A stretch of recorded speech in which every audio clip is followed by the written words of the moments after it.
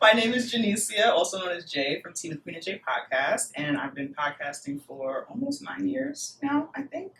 I'm not from the Bronx, that's very important. Come through. Yes. Okay, my name is Aria Saeed. I live in San Francisco. I am an advocate and body positivity advocate, and I lead the transgender district in San Francisco. So you're famous. No. Define fame. I'm familiar with the transgender district. It's a big deal. It's a big deal. Thank you.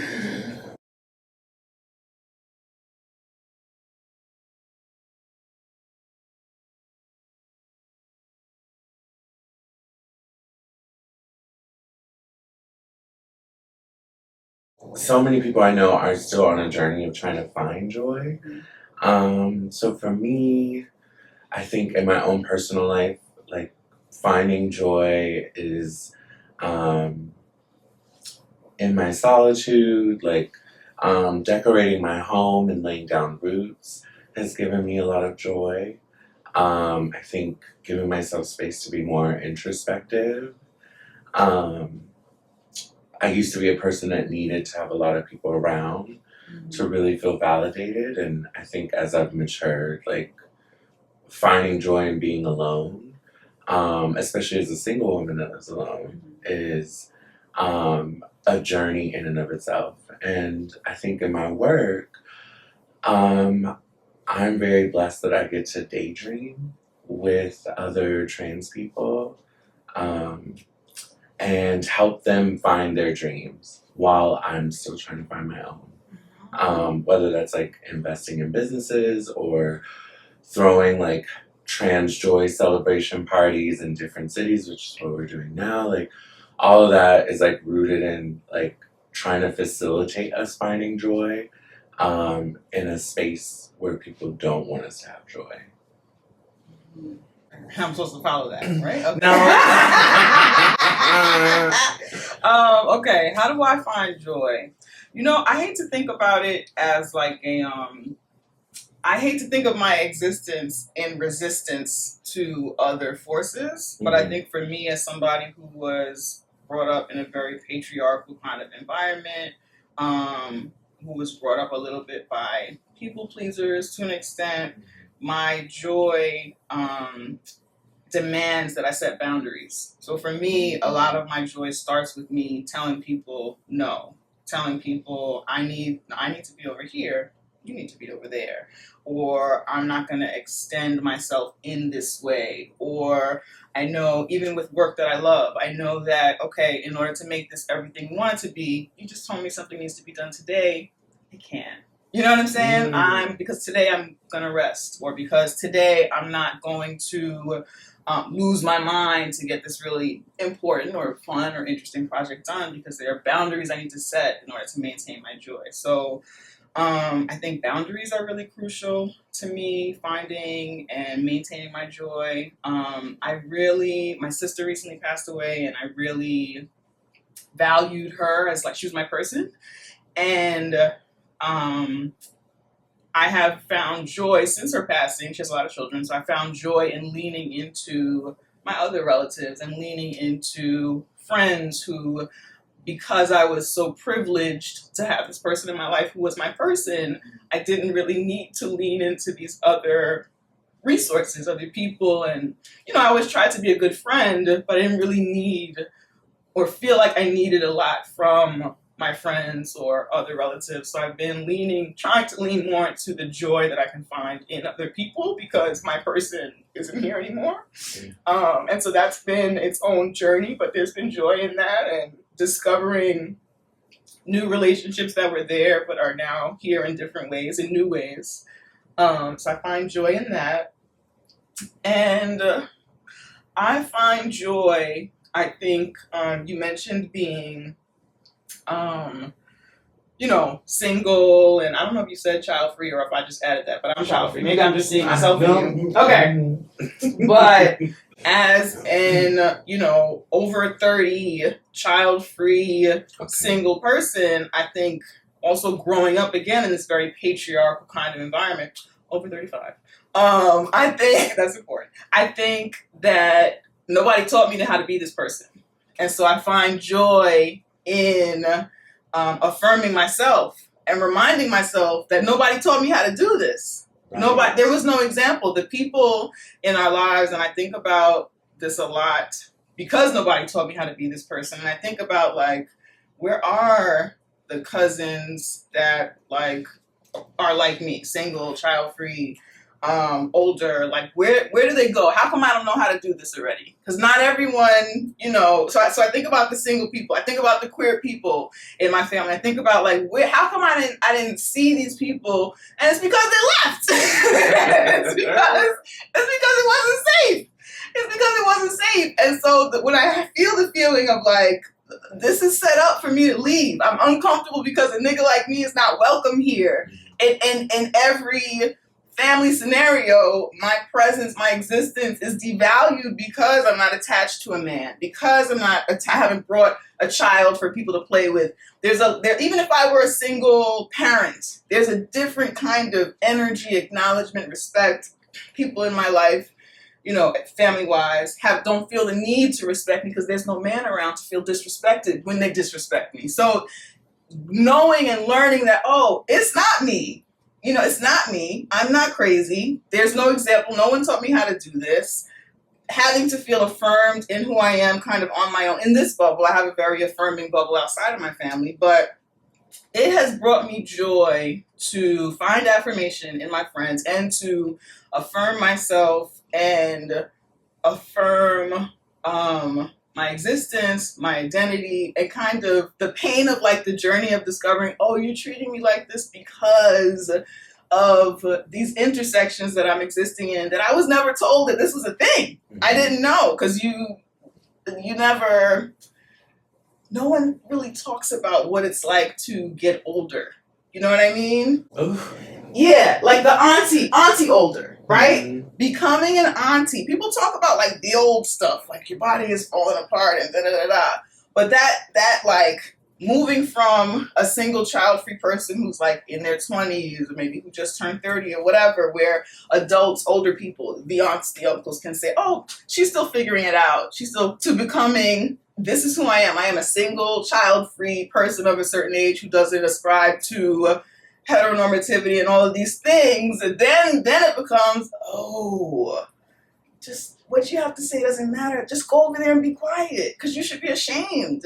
You should be ashamed of this. You shouldn't be proud. You shouldn't have an opinion that's loud. You should just be quiet and just be happy to be here, because we know you don't have anywhere else to go or anything else to do. You know what I mean? So anyway, sorry to get off on a tangent. But I have found joy in being that nigga now that I have acknowledged why it has been so painful to be that nigga. Because I've always been happy with being this nigga. And it's the oppression and the feelings of other people who haven't been comfortable with me being this nigga. So I find joy in that as well. I feel like, sorry, That's okay. I feel like I relate to you so much right now, especially, I think, so I'm 32, mm-hmm. single, I am child-free, mm-hmm. And I think something that you said just, like, brought something in me where it's like, oh, I guess growing up, I never thought that I would be 32 and single, mm-hmm. and child-free. Right. So that's first. Mm-hmm. And, like, I think in my late 20s, early 30s, having to then recalibrate my imagination, mm-hmm. and what success looked like, right. in that experience and what joy looked like, realizing that I may not want kids, mm-hmm. and that's fine. I just yelled at the baby downstairs. The baby was crying. I was like, shut up! Mm-hmm. Sorry. It kept crying. Mm-hmm. But yeah, I was someone that when I was young, I had like timelines, mm-hmm. of what I thought would be success. Mm-hmm. So it was like graduate by 22, I think, mm-hmm. 21, 22, you know, pay my dues, work a job by like 26, meet someone by 28, be married by 30, buy a home, mm-hmm. right? And mm-hmm. so like shedding that in a new reality and a new imagination of what happiness looks like, yeah. without all of those things has also been a journey of finding joy too, mm-hmm. especially relating to also, I come from a very small family, so I don't have like cousins. I don't have like my adopted family is also older, so they're in their late 60s, 70s, etc. Right. So and then they didn't have any siblings, and then I didn't have any adopted siblings. So there's always this sort of feeling of just how do you also like. My experience has been finding family in my friends and my super close friends has also been like a part of reimagining what joy looks like for me in that space too. Right. I think what you said about being in your 20s and having this plan of like, I'm going to do this by this date and that by, there's such a gap, I think, because when people get older, I think that they also reject their own getting older. And I feel like it leaves younger people without kind of a guide or understanding of what it's like to age or what it can be to age or to get older, or like someone saying to you, hey, you don't have to do all these things. It's nice that you want that and maybe you'll have it and that's fantastic, but like you don't have to have these things like in this period of time. Like if you look at some of the commentary on Twitter, it's like at 30 you might as well just die. If you look at like Black Twitter, like their younger Black Twitter and their understanding of like age and these timelines and what should happen when you hit 30, you might as well just fucking die. If you're not a millionaire, if you're not in a certain kind of relationship, if you haven't achieved whatever the highest height of your career, whatever, just fucking die. And it has a lot to do, I think, with the way that even older people talk about age, because older people are the ones who have taught younger people about what this is or what it should look like or what it can be. And I think also when we hear younger people with these plans of like, I'm going to do this by this age, that by that age, whatever, a lot of older people, just people in general, are carrying so much shame and so much regret and so much, oh, I wish I had done this, or I'm not happy being this person where I am right now at this age, that like we don't, very ambitious people, it's fine, but like there should also be space for, you know, if you don't do that in this timeline you've set for yourself, that's okay. And I don't think enough older people share that with younger people, and it just feels like we just kind of leaving them out there to fucking drown in their own, to your point of those feelings of like, this is not where I thought I was, and the adjustment of having to say, oh, this is not where I thought I would be, and so how do I adjust to being okay and happy and, you know, feeling alive in this kind of thing. But I do wish that we were more owning of our age and talk to the younger folks more about, I sounded really like the younger people, and talk to the young folks. Right, and talk to the youth more about like the possibilities and like what it can look like, all the different things that it can look like to be older and to like live and exist and not die at 30. You know?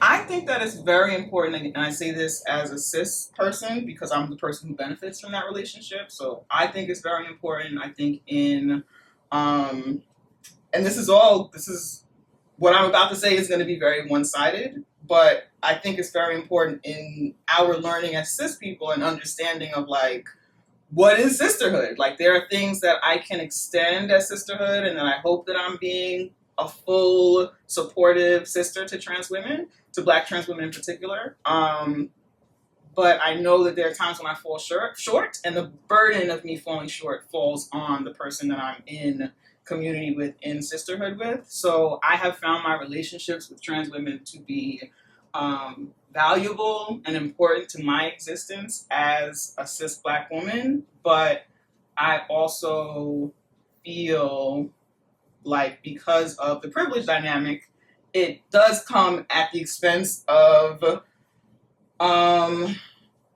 their labor, having to teach me something, or being offended by something that I've said because I'm not fully aware, because this is not my experience, or like that kind of thing. So I feel like it's important, but that also feels like a one-sided kind of, you know, thing. You know what I mean? Like, I don't know.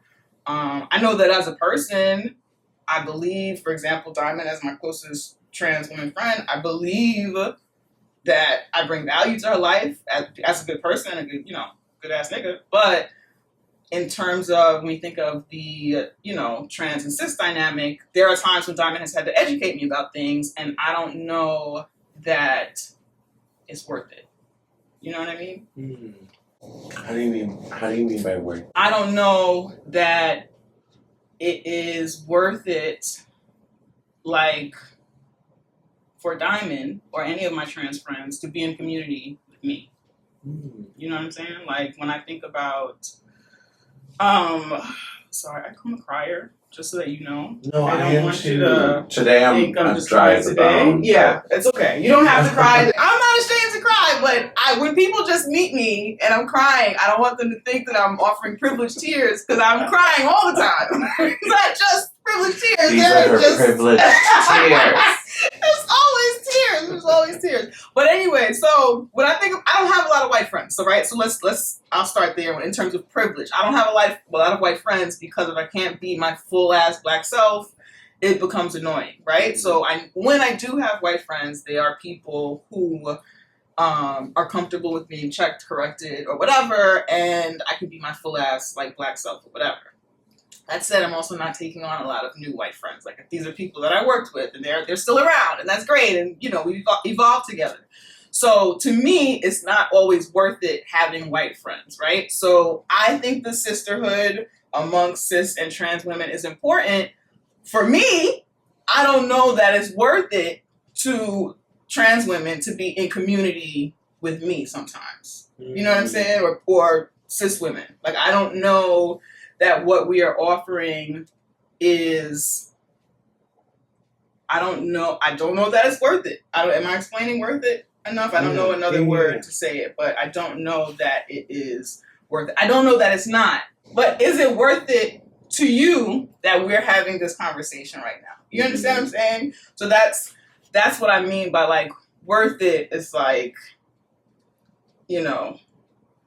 yeah, for me. I don't know. Thank you. I don't know if it's worth it, on a larger scale that's not just about my experience as a cis black woman.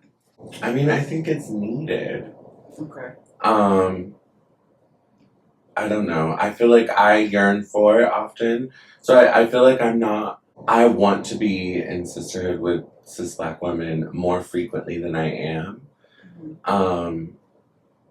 I have been. I mean, I feel like, since I was born, like, most of my socializing was with other black girls, and then growing up, even though I was a black boy, there was a way that I did not have any relationships with the others, right? And then I transitioned in late high school, and I feel like all that formative experience for me was with black cis women or black cis girls at that time. And then as I started to age, I think, and finding other, trans people, it became easier to be in sisterhood, especially with other black trans women, just because it's one of the few times in life where you don't have to translate yourself. But at the same time, I think, I don't know, for me, there's still, like,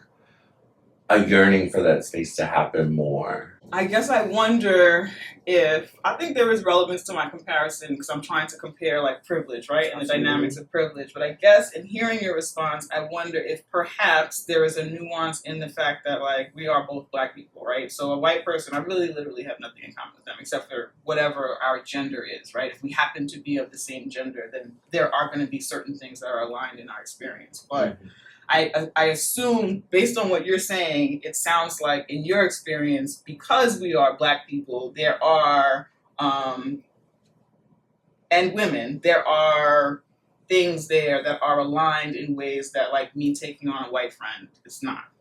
You know what I'm saying? That's what I'm getting from what you're saying a little bit.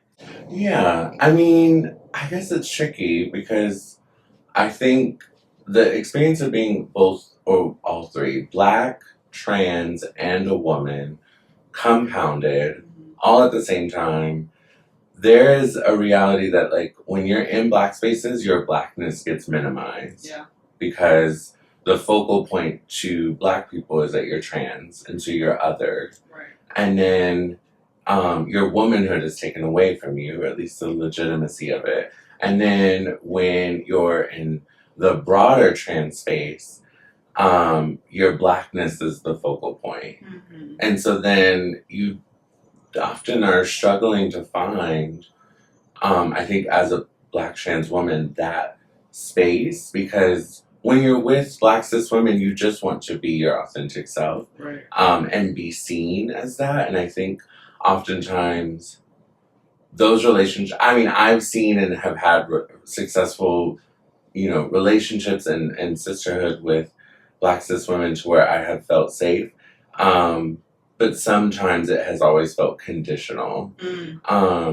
Because there will be specific moments, like, if you're in a club with your girlfriends, like, you're treated as you are, your normal self, up until, like, a man asks for your number. Right. And then you go to the bathroom and you come back out and the whole club knows your tea. Right? And, like, then it's like, well, who else is going to tell but these girls that I'm with? Right? Like, but I think I think we need to see more examples of Black cis women being in sisterhood with Black trans women as well. What makes it worth it for me is, while you are not sexually queer, everything else about you is queer.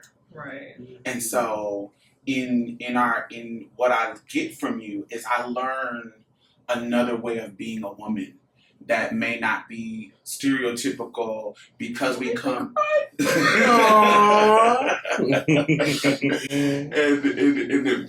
the fact that she grew up apostolic. One of the reasons why I put y'all together. Oh, did you too? Coach. Sorry. Okay. Apostolic Pentecostal. Apostolic Pentecostal. Yeah. So you know how that goes. And so there is a particular ladyhood that you resisted, and for me, because I desired that ladyhood as a little boy, I thought that that's what I wanted. Right. Until my politics caught up to, is that really what you want? And so what it looks like is you were born on the side of that. Right. And you was like, this is not me, and I got to figure this out. And while I wasn't born on the side, I had to learn that this is not what I want either. Right. And so while we're journeying through this life, what you teach me, because you'll say something and I'm like, God, that is true. And I have to look at it from my vantage point on how those things that you struggle with in regards to gender, in regards to presentation, in regards to not wanting to be that lady, and defining what a woman is, and how I can define that for me outside of that lady. That's what makes it worth it. What you bring to the table from your lived experience of being a cis woman. Right. You get what I'm saying? That can, because I am a person who I like men. And I don't think that's going to change. Right. And so, I'm as sorry. unfortunate as it is, I'm sorry. And so for me, it feels like knowing that can exist, and I still can be queer, and I can still be who I am and define myself how I want to define. I think that's the difference, where the analogy is perfect, but the difference is that we have so much in common that I can get from you, that I can, and I want to say it's a condition, but there is a reciprocation. Right. And so while you may not be teaching me nothing about transness, but you're teaching me something about being a woman that I couldn't get from anybody else except for you. Right. Because most people are trying to vie for that ladyhood that, you know what I'm saying, that I thought that I wanted, but I don't want it. Yeah. And so you are somebody who says, she always says, I'm not a lady. I don't want to be that. And so when, if somebody says, ladies and gentlemen, she's going to be like, I'm not a lady. I don't want to be that. And I had to really She's the first person I've seen do that. And why? Why doesn't she want to be a lady? And when I hear it, I'm like, oh, I don't want to be that either. And having somebody name it, have somebody explain it, having somebody talk about it, it gives me room. In the same way non-binary people give me room to, I can be however I want to be. And that's what it is. That's what makes it worth it. That's what makes it worth it. All right. That's so sweet and affirming. Thank you. I feel sometimes like in this circle I am, right, with all my friends and the community that I have built as a Black feminist, as an open Black feminist, womanist, as a podcaster. But I think I'm very, I am aware that I'm very queer. But I think, amongst my cis Black women that I grew up with or went to college with, I often experience all the bigotry that comes with being a queer dick. Not all of it, of course, but the bigotry that comes with being genderqueer, and that comes with being different, and that comes with, not wanting to be a lady or anything other. And I think that because of where I fall in queerness, or where I fall in not queerness, because of that, I very rarely feel affirmed or seen. And so I really appreciate that. Thank you. I appreciate you as well.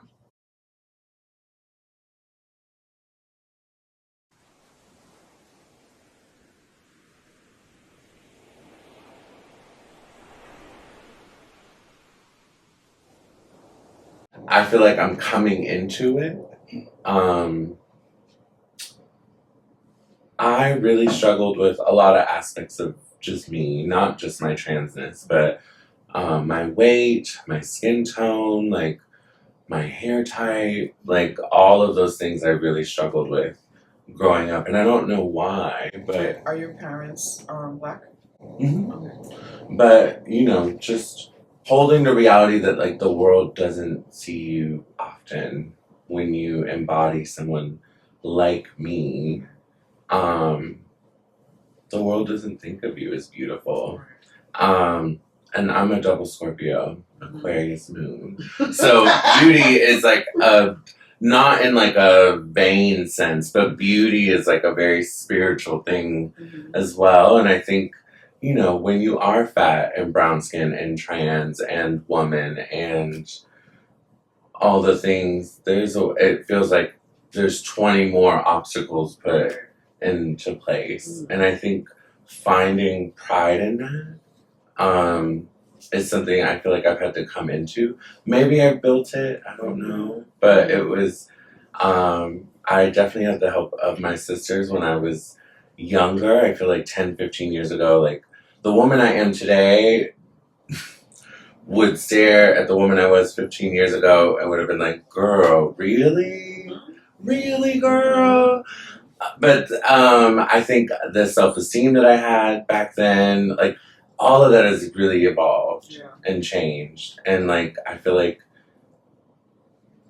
yeah, that definitely makes me feel very proud. I feel like I'm very proud to be Black, very proud to be plus size depending on the day and the context.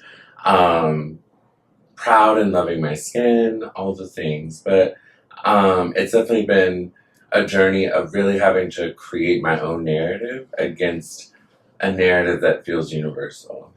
I'm a white woman of color. I don't know why I was booked to be here, but I just need to state that for the record. It's fair. It's fair. I wonder if that's what makes you resistant to own any role that you may play in building Black pride and community in other people.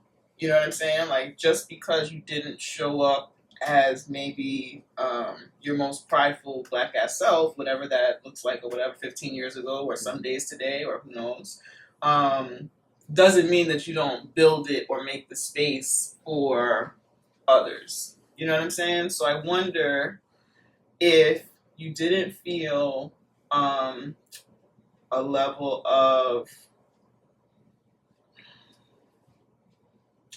I'm using shame for lack of a better word, right? That's a very intense word. It's not even fully what I mean, but it sounds like there's a level of like hesitance to claim what building of community, and you do a lot of stuff from what I know of you, that you do a lot of things, and I am surprised. I would be surprised if the reality was that you didn't do anything to build Black community or Black pride. I would be very surprised by that and don't believe you. Thank you. So it sounds like you do, but it sounds like because 15 years ago you wasn't feeling your proudest, blackest, which is a thing that all Black people go through to different degrees, varying degrees. I think as a New Yorker, we most talk about like Afro-Latinos coming into their Blackness like later in life or whatever. But that's because we could point the finger and say, yeah, you don't know you're Black. But every Black person that I have met has come to a certain awareness or understanding of Blackness, because we're Black and we grow up in our house being Black or whatever. Then we have to encounter how the world feels about us being Black. Then we have to counter okay, I have started a new job. How do these niggas feel about me being Black? Now I'm in this place. How do they? So there's always a constant awakening. Or you go to an HBCU for the first time. You're like, whoa, all of these Black people. What's going on here? So there's this constant, because of our positioning in the diaspora, because of our positioning in the colonized world, there's always, for every Black person, I think, to varying degrees, a level of coming into and understanding what it means to be Black for you and that experience. And because we're all so different, because we come in different sizes and different shades and different hair textures and, and all of those things, unfortunately, because of oppression, mean different things, we all come into a certain kind of understanding of our Blackness and sometimes several different times. You know what I'm saying? In several different ways, and in ways that move as the culture shifts and as understandings of our collective Blackness change.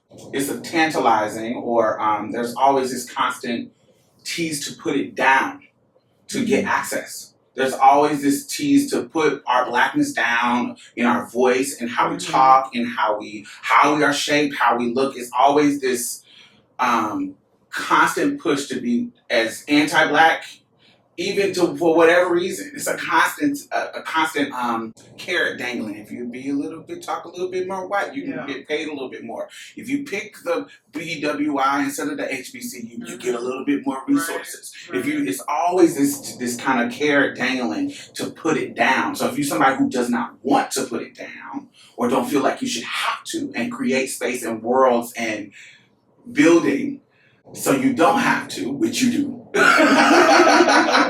that is a part of that narrative of building Black power and Black pride. I just wanted to say I think you do it. Yeah. And that regardless of where you regardless of what your journey has been through Blackness, I think it's okay to own it. You know what I'm saying? And of course there's always gonna be somebody like, but I think that you can own whatever work it is that you do and whatever your contribution to building Black community is, and like own it like full-throatedly.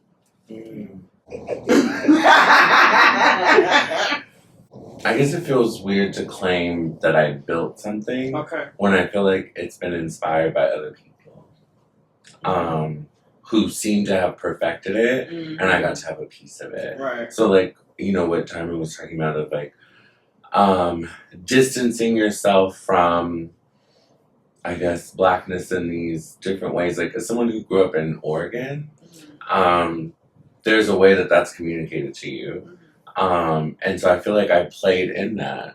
Like, going to the white college, and even though I got accepted into the HBCUs, right? And then dropping out because going to the white college, I was one of 10 or 12, right? Or like, because I talked a certain way, or because I had access in certain ways and things like that, feeling like those things helped me get to that space always made me feel guilty. Especially for Black girls who were more unapologetically Black. Right. Does that make sense? Yeah, no, it does. It does. And I received that. And I think I don't know that Black experience, and so I know that there are things that you've had to balance, juggle, and navigate that I haven't had to navigate, right?